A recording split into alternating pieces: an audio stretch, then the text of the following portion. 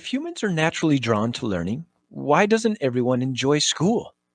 If everyone has unique gifts and talents, why do some people feel dumb, depressed, and insignificant? If you want something different, you need to do something different. Welcome to the Element is Everything podcast, where we discuss real world experiences, research, and strategies around finding your element, what it is, how to do it, and how to support others in developing it. Please welcome your host with over 30 years' experience in public education and independent learning, Terri Novacek.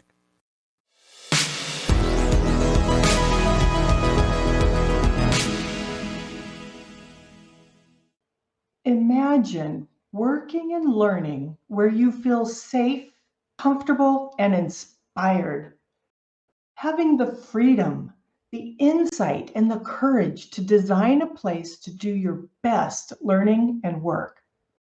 Where you lose track of time, dive deeper into your task with no desire to make excuses to avoid your work. Trish Rupel introduced the 5 aspects of the Power Traits assessment a couple weeks ago. Today, we have the pleasure of hearing from one of the authors to focus on just one aspect, environment. How can one turn a space, a location, into a place that fits your personality, gives you a sense of connection, a good vibe, that helps you do your best work? There's a lot of talk about choice and how to learn, but where to learn is equally as important and oftentimes disregarded. When parents are surveyed on why they send their children to the schools they do, the most common answer, close to home. Very few take into consideration the philosophy or culture of the school, or take note of the environment beyond maybe something like the amount of graffiti and trash.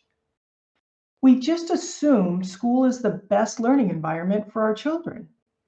After all, it's a school, right? And don't all schools do the research and know all the science behind learning and pedagogy to design the ideal learning environment for students? Well, the reality is only some do. Even today, there are still schools doing what they've done for decades simply because that's the way they've always done it. It's like the boiling frog syndrome. You get comfy and complacent, and by the time you realize you need to make a change, you can't get out. People of all ages have recognized in the last year that the water in their work and learning environments was getting hot. While routine can be healthy, too much can lead to a rut and leave us unable to respond to change for our own good. Preparation for learning begins in the home, regardless of where school is. With digital technology providing increased access to content and resources, learning is no longer confined to a classroom space and schedule.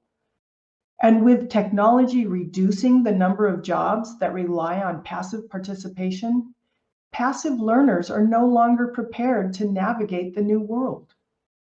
Active learners need active environments to develop multiple skills like listening, analyzing, and explaining. And they need social interaction to debate, discuss, and present information. Both the home and the school environments must serve as a catalyst for learning, not an inhibitor. Makerspace is all the rage right now. And while it is a nice space where students can explore, design, create, and build, it isn't ideal for every student. Hybrid learning and work grew in popularity during COVID, and many found it to be a better fit for them. But some did not. Research in psychology confirms that Dr. Maria Montessori was spot on about how order is helpful to learning and development, which is why Montessori schools everywhere offer very ordered environments.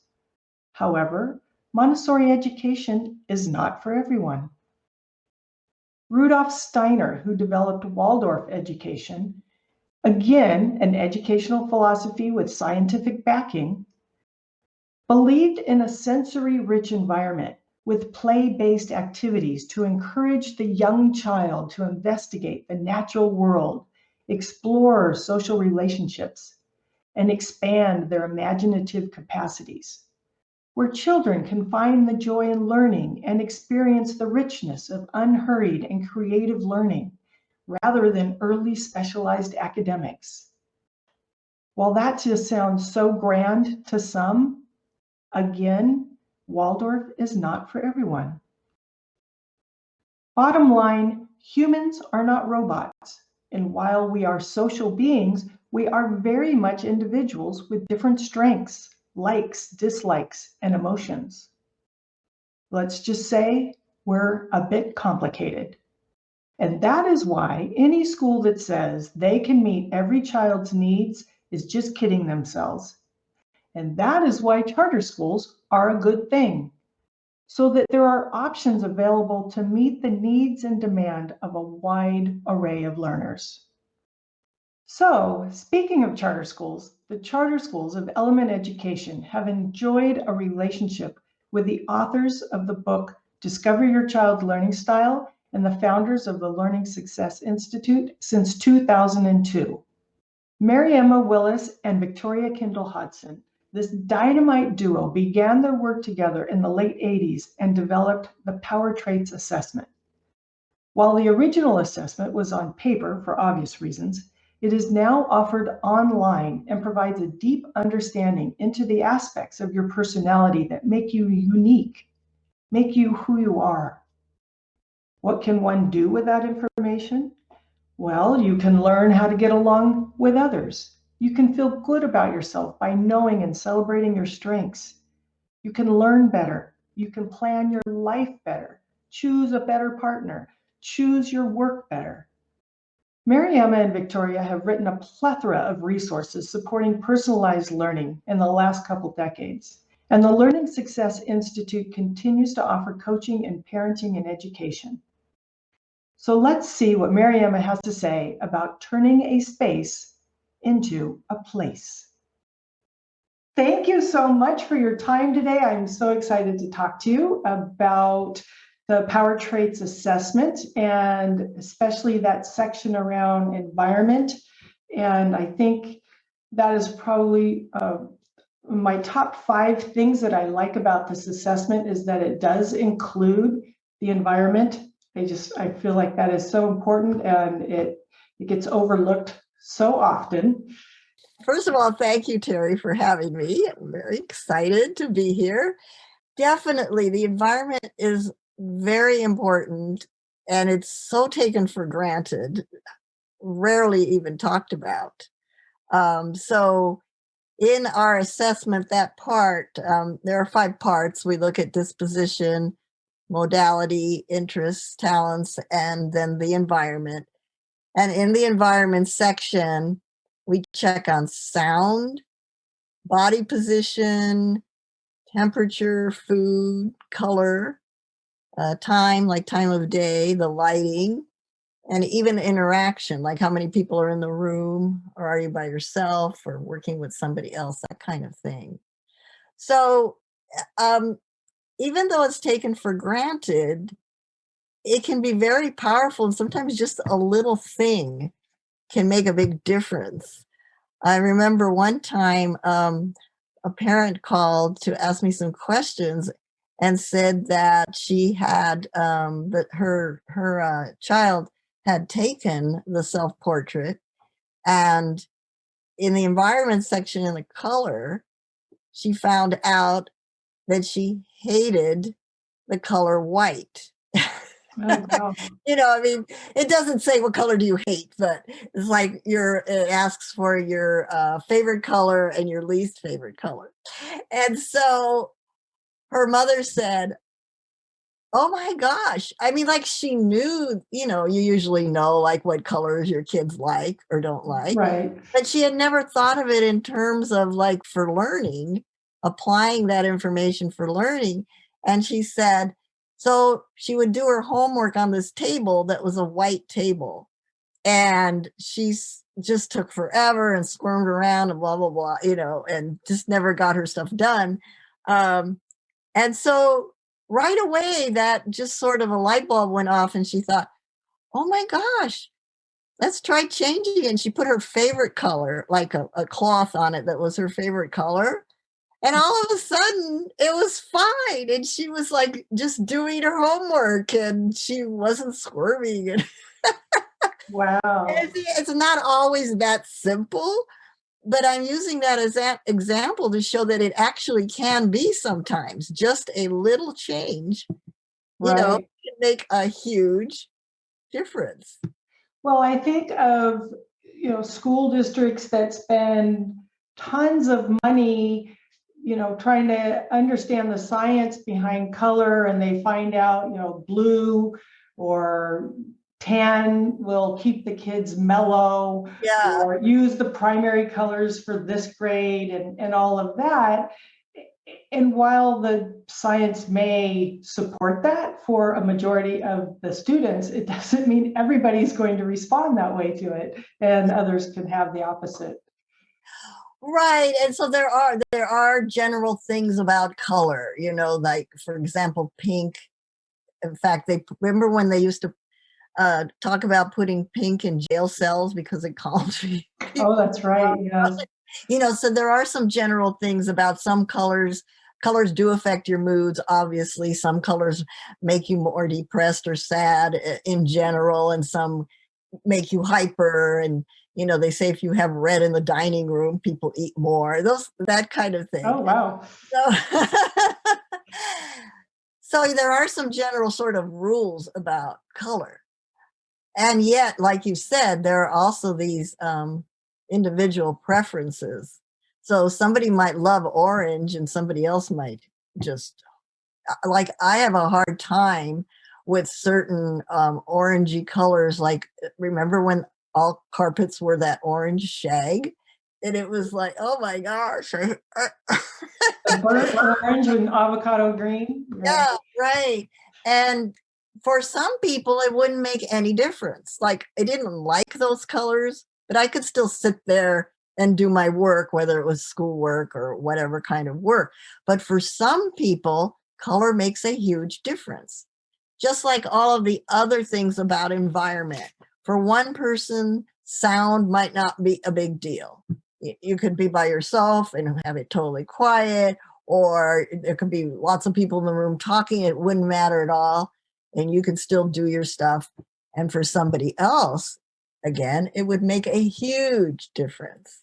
So these are the kinds of things that we want to find out, not just for the instructor or the parent to know about, but for that student himself or herself to become more aware of what things work for them and what things make them more effective.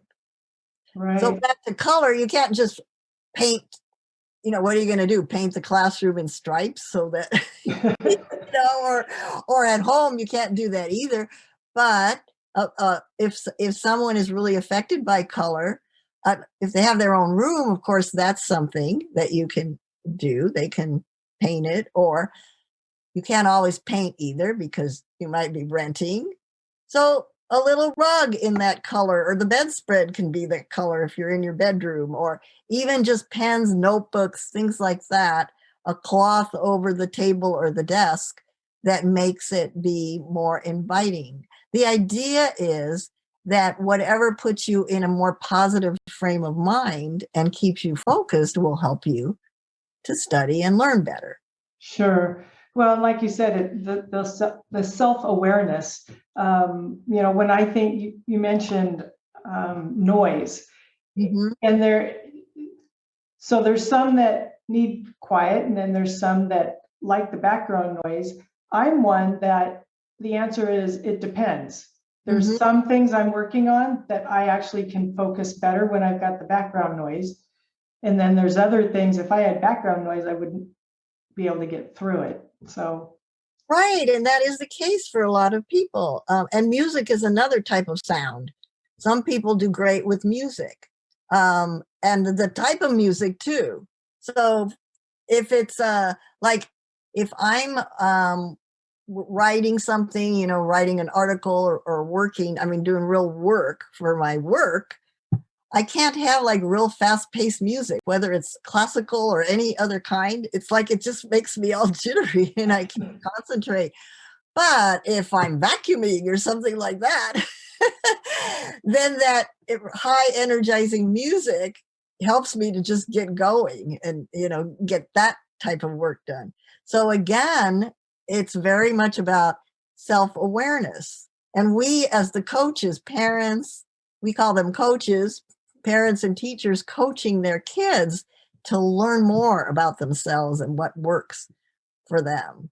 So, and talking about sound, like you said, some people actually need noise. If it's too quiet, they can't concentrate. It's uncomfortable, right? Silence itself is distracting. So that's something to know. And then the idea of having how many people can be in the room. Some people do better when they're totally alone. Others do better if they can work with someone else. And then there are people who not necessarily want to work with someone else, but they just feel better having other people in the room doing other things. Right, yes. But they're not alone. And pets count for that too. Sometimes having a pet next to them, it's just comforting and it just helps them to focus and, get their work done. Mm-hmm. Yeah. You mentioned body position. Yes. And I know that first thing that comes to mind for me when you talk about that is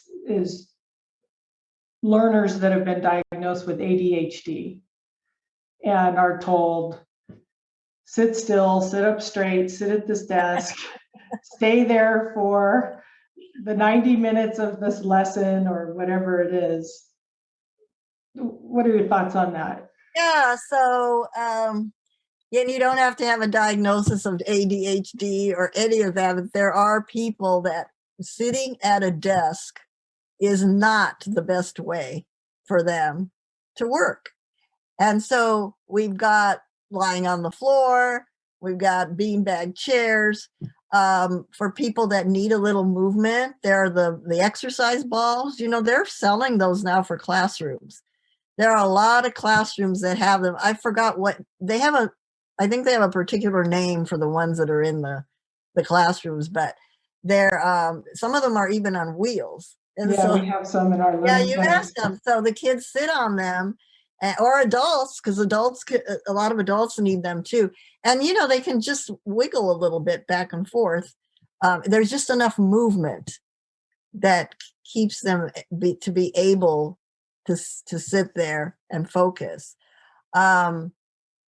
You can't always have kids sit on the floor, but again, why not? In the classroom, you could. At home, certainly, if they're doing school at home, you can. But I know a lot of teachers that have different little sections in the classrooms, with a rug over there or a sofa even, so that kids have different ways of sitting or lying down. And the other one is standing up. So if you have tall tables, this is a big deal now, even in the adult world. If you, go on, if you Google desks or something, you'll see all of those for changing positions. Some of them do it automatically so that you can even change positions during the day. You can sit down, stand up. But a lot of students do much better if they have a tall table where they can just stand up and do their work there. Right. Well, and that's really gained a lot of popularity with all the Zoom meetings that people have had. You're not getting up and changing rooms for a class or going to a different part of the building for a meeting. And so you're just in one position all day. Right. Not good for anybody, really. Yeah. So, and then some people, they actually need to move around. They need to walk around. I mean, not continually, but they need that time. Those little stories about the kids who continually sharpen their pencils. Yes. They need to move. So that's the only legitimate way. And of course, eventually a teacher says, you've already sharpened it 20 times. You can't get up anymore. But that's their way of trying to get up and move. So if you can, And again, if the kids understand about learning styles, strengths, power traits, whatever you want to call them, if a class understands we're all different, we need different things, they won't even notice. So somebody can get up and just move around quietly. They don't have to be making noise. But if you give permission for kids to do that, you'll get, a lot better, more effectiveness from them. Right. Well, and I know, something that comes up a lot whenever we're talking about the learning styles is that this is to help you have awareness of your strengths as a learner, but it doesn't mean that it can be an excuse for not doing something, So if you don't like blue and you're in a blue classroom, it doesn't mean you don't have to do anything because the classroom is blue. It's like you said, you make accommodations, be aware of it, but also, there is the real world out there, and there are going to be times where you need to sit, or you need to be in a room that's a color that you don't like, or there's going to be sounds that don't work for you. What I like is that this there's the awareness, but then there's the self-advocacy as well. Being able to, be in a room and know, okay, I can't keep sharpening my pencil, but I can't focus. What else could I do?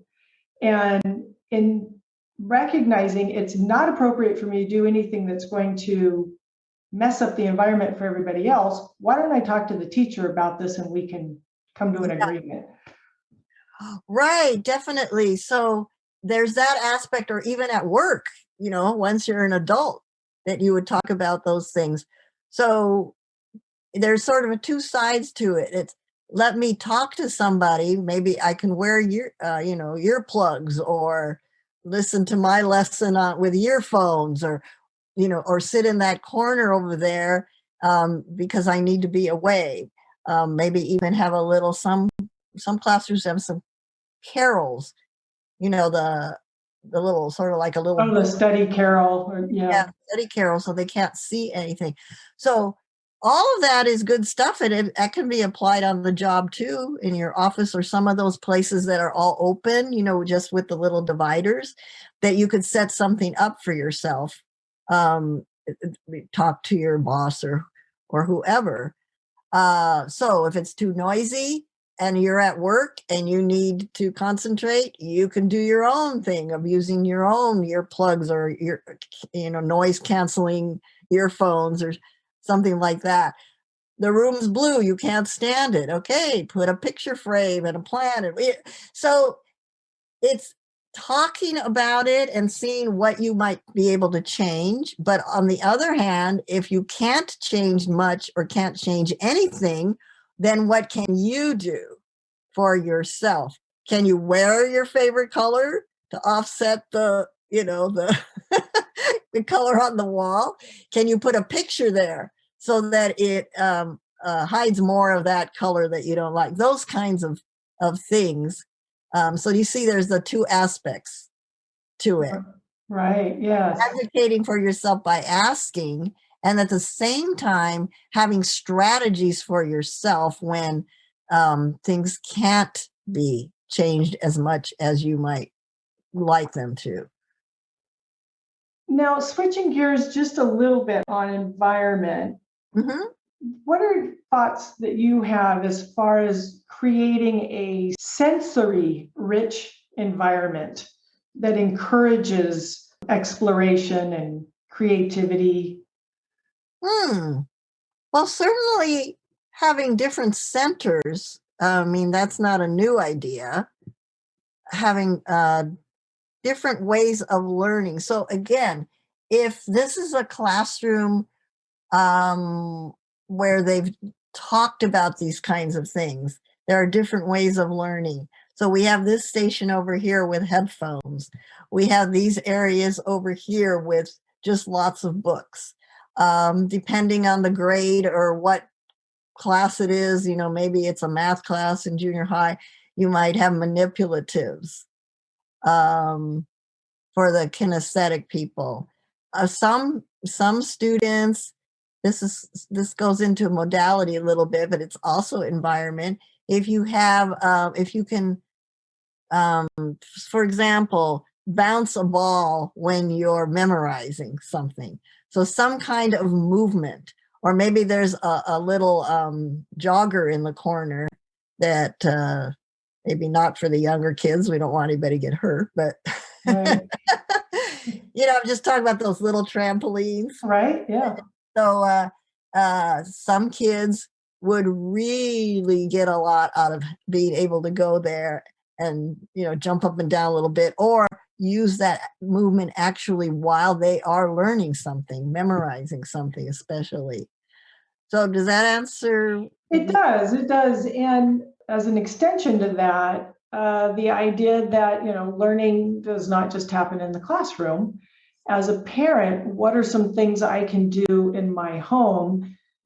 I mean, obviously, if I'm homeschooling, this is going to be at the forefront of my mind. But even if I'm not homeschooling, I want to have a rich environment for my child to have access to things and feel comfortable and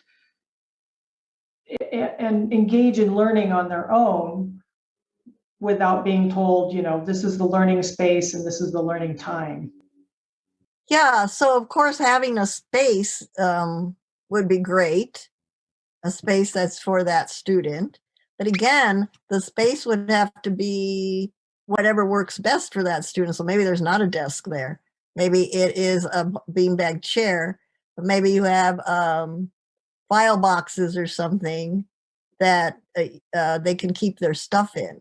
So another way of being, rich environment is to have the, crayons, colored pencils, markers, whiteboard, all of those kinds of things so that they can go back and forth or eventually choose their favorite way of learning. Whiteboards and markers can be magical. Kids that don't want to write on a piece of paper will write or practice spelling or whatever on a whiteboard. It's just more fun. Yeah. Even magnetic letters. I don't know if you've ever worked with those. Kids will spell with magnetic letters. It's like helping them to okay, so let's say spelling is difficult to begin with. So if they also have to write it, now they've got to think about two things: writing the letters and how do you spell the word. But if you take the writing out of it and use magnetic letters, now they can just focus on, the sounds and how do you spell the word. So you took out one of the pieces that might make it even harder for them to get through that lesson. So these are all ways that, and again, at home, I would really have bouncy balls or those exercise balls around for them to sit on if it's that kind of student. Having a jogger in the little trampoline in the corner, again, is wonderful, because even if they're not using it for their actual learning, they can take movement breaks. For some kids, movement breaks are just totally important. And so part of the environment can be the use of timers, whether it's an actual timer that sits on the, the desk or the computer or the watch, whatever times you, and, there's a ringing that happens. So they can time themselves. I'm going to work 10 minutes, take a 5-minute break or a 10-minute break. It depends on the age of the child, how unfocused or focused they are. But it works really well because now they know it's not forever. They know, like, if they're working on something and you just say, okay, work there till you're finished, their mind starts to go all over. It's like, when will I be done? When can I do this? When can I do that? But if they know, oh, there's a timer, I'm just going to work until it rings. And then it rings, they have like a boundary there. It's like a schedule around the thing, a framework. And so it rings, and then they go, okay, I get my 5-minute or 10-minute break, whatever it is. They can go jump up and down. They can go outside and throw a ball, in a basketball hoop or whatever they're going to do. to get that movement break. It might just be going into the kitchen and getting some water. It might just be that, or a snack. So then they set the timer for their break. When that's over, they go back in, set it again. And for older kids, even high school, college, whoever, adults doing work at home, when you do that, you always have an option. Let's say you set it for 30 minutes. And at 30 minutes, it goes off. And you think, oh, that went fast. I can probably work 15 more minutes. You can make that decision. And they end up doing that because they just know that they're in control, and they do get breaks, and it's coming. And it's not this open-ended thing like I'm going to be here for hours and hours doing this work. And they don't have that time sense, see? But now they're going to end up working a little more and a little more and a little more. Sometimes, maybe not always, but they get to have their own self-discipline about it. And it just is, really magical. Right. Yeah. Well, so you mentioned control. When I met you and Victoria all those years ago, nearly 20 years,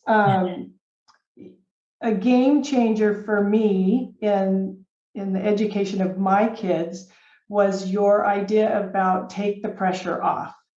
And I know it doesn't fit in the environment category, but it does, because that is part of your environment, is the pressure that you're feeling. It does. Whenever you allow a student to do anything, whether it's in the environment section, the intersection, whatever, whatever category it's in, whenever they can do something that works better for them, it's taking the pressure off. So that's sort of like in the background all the time. It's one of the foundation pieces of taking the pressure off. So you're not filled with anxiety all the time, worried, afraid, or upset, or sad, or angry. You just know this is a better way for me to work, and it's working. And that definitely takes the pressure off. And just having, you mentioned control, being able to control it. And I've just seen so many kids that if you gave them worksheets or a workbook, they would be the chronic pencil sharpener, but you can leave workbooks around, just on tables and bookshelves and stuff, and they'll go over on their own and open them up and start working through them. You might sit them down for a reading lesson, and it's like pulling teeth, but again, you give them the time and space, and they'll pull a book off and start trying to work through it on their own. Mm-hmm. Yes, and extending from that, again, it's bringing modality in a little bit, but also environment, having different ways of bringing in the information, like videos, movies, graphics, not just reading, not just listening, but of course, audiobooks is another way if they are listening learners. So it's all part of that enriched environment of different ways of getting the information. Right. Well, yeah. And then if you can set it up in a way that the child has access to it, so they're not having to do it on your time frame. Right. Definitely. I feel like we missed one of the sections of environment. Well, there's lighting. Oh, lighting. Yeah. Lighting can be very important too. For some people, fluorescent lights are deadly. Yeah. Literally. They actually, you cannot put fluorescent lights over plants because they actually die. So that's why when you go to a nursery, they have those things called grow lights. They're full spectrum lighting. You have to put that over a plant if you've got, that kind of a setup where you need the lights. Because if you put fluorescent lights, it's just part of the spectrum and they die. It's not natural light. But we use it all over the place for people. And a lot of studies have been done about this. Kids get more kids get less sick or less often, get sick less often in classrooms when you have full spectrum lighting. So you can actually get full spectrum lighting if you've got at home or in a classroom, the fluorescent light setup. You can get the tubes that are full spectrum, and it's a whole different color. It doesn't have that yellow cast, that you get. Oh. But they do affect, again, not every single person, but a lot of students are affected by fluorescent lighting. Their eyes get blurry or watery. They get headaches sometimes, and actually even get sick more often. Yeah, I've heard of students that even get like gastrointestinal issues in that environment. It can make them hyper even to have that. Oh. So that's one kind of lighting. If you have artificial lighting, to try to have the full spectrum instead of the regular fluorescence.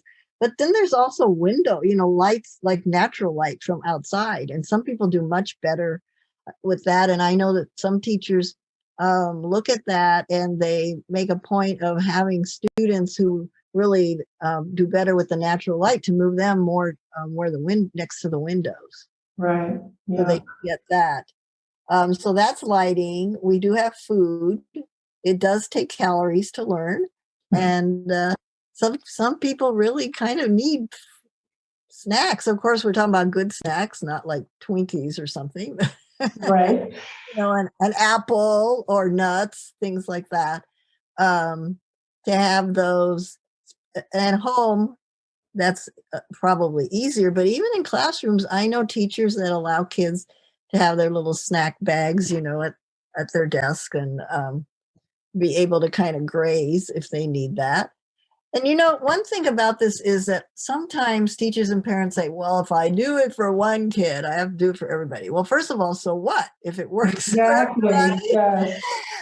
So if it works for everybody, do it. On the other hand, not everybody's going to want it. They just don't. I don't care about snacks when I'm learning or working. So I'm not going to go, oh, you get to have a snack and I don't. I mean, I'm not even going to pay attention. And that same goes for all these other things. I don't want to sit on a ball that moves. So I'm not going to care about it. Right. Well, and the novelty at first, you might find, everybody wants carrot sticks to munch on, and everybody wants the round ball, and then they get over it and they say, no, it's not for me. Right. They might want to try it to see, and that's okay too, because you might discover something. Yeah. But again, the more you're talking in your group, class, or home about people are different and we want to honor everybody as much as we can, listen to everybody and their needs, then the students really love it, really. They're much better than adults Right. about this. And then they start saying, like, oh yeah, he needs headphones, but I'm okay without him, but I need this. It's just matter of fact. It's just, it's just the way we are. The last one is temperature. And again, you can't always do anything about the temperature, but just to be aware, like if I'm too cold, there's no way I can concentrate if I'm really cold. I'm much better if I'm really hot. I don't like it, but it's not like when I'm super cold and I just can't concentrate, where other people prefer being cold and so on. So we can't always do something about it, but just to even understand, if your classroom, if the air conditioner broke, just to understand there are going to be some people that are going to have a really hard time with that. Or if it's freezing all the time, maybe have a couple extra sweaters or something for kids that get cold, that kind of thing. And again, self-awareness to learn. I get cold easily. I need an extra sweatshirt or something. So I understand that you have written some ebooks. Can you tell me a little bit about them, the titles and the content? Sure. One of them is called Learning Doesn't Have to Hurt: The Magic of Relationship in Teaching and Learning. And some of the topics there are how parents and teachers can become success coaches for their students, disability versus strength focus. We want to capitalize on their strengths rather than you can't do this, you can't do that, you're not good at this, you're not good at that. And it's not about what's wrong with them. We want to find out what's right, with you. What are your strengths? What can you do? We've got relieving homework stress. I do talk about lighting, sound, and colors. The importance of safety being the number one need for learning, real learning to take place. And safety means, not just that somebody isn't going to punch me in the face. It means that I'm not afraid to do my schoolwork. I don't feel like I'm too stupid to do it.